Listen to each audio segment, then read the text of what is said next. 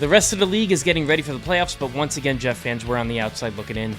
The problems continue to mount throughout the 2023 season, but there is a lot of hope moving forward. This team has the ability to reset and reevaluate its personnel in order to get ready for a healthy Aaron Rodgers in 2024.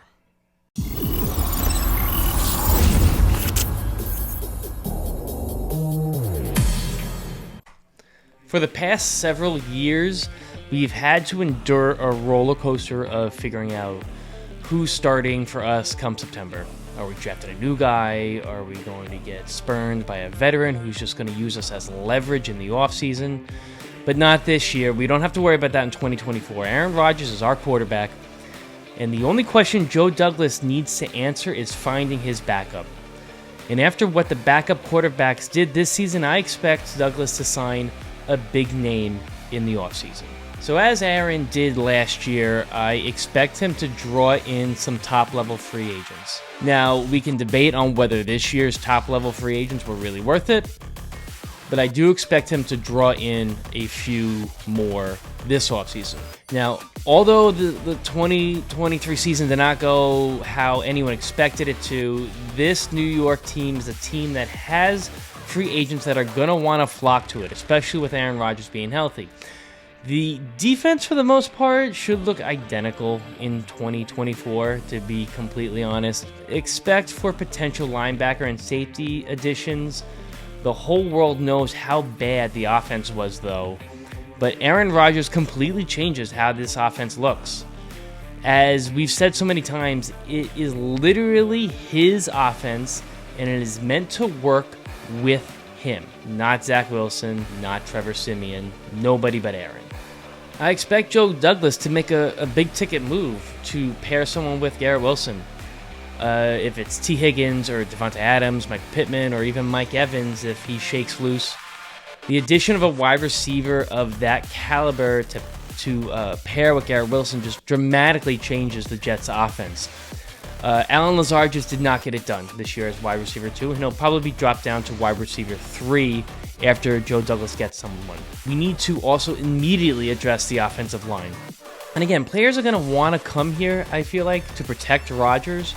I think we'll have a good pick of some free agent tackles to go along with a tackle that I think we're going to draft this year I think we're going to end up with probably the 7th or the 8th overall pick. Look, we have one of the best young talent pools in the NFL outside of quarterback. We have an exceptional group of young players early in their rookie contracts. Joe Douglas has had some huge misses, but this 2022 draft class is proving to be a home run.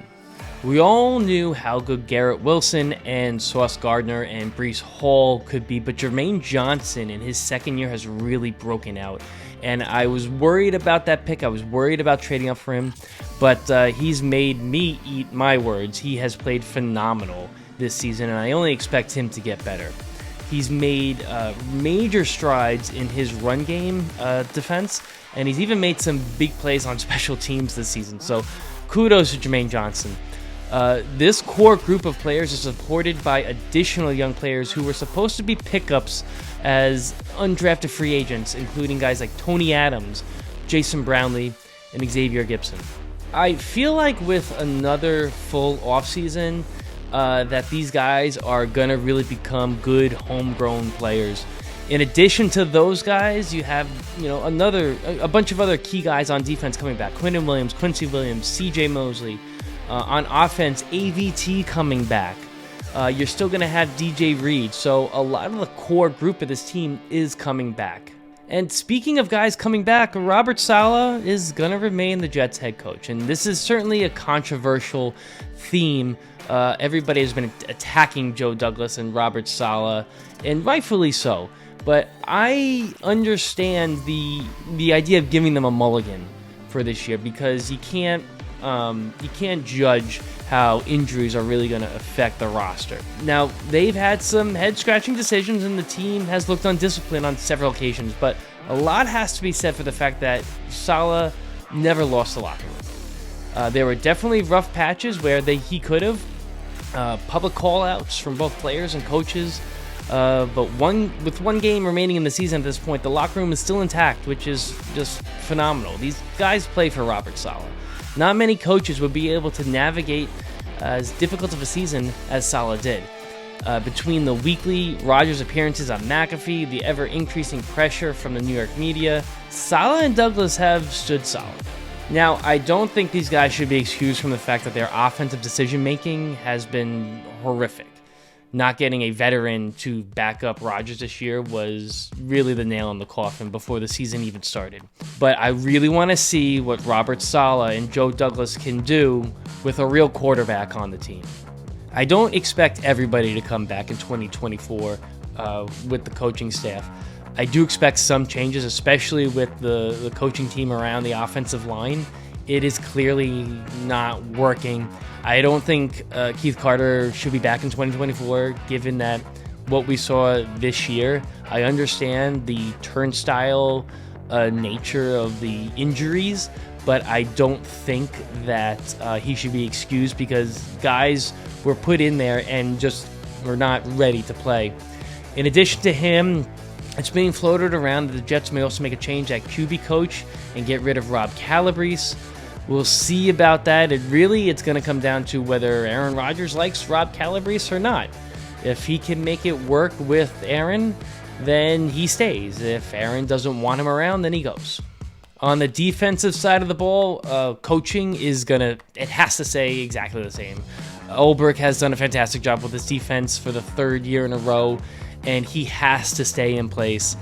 I can't think of any reason why they would move on from him other than him possibly getting some head coaching interviews.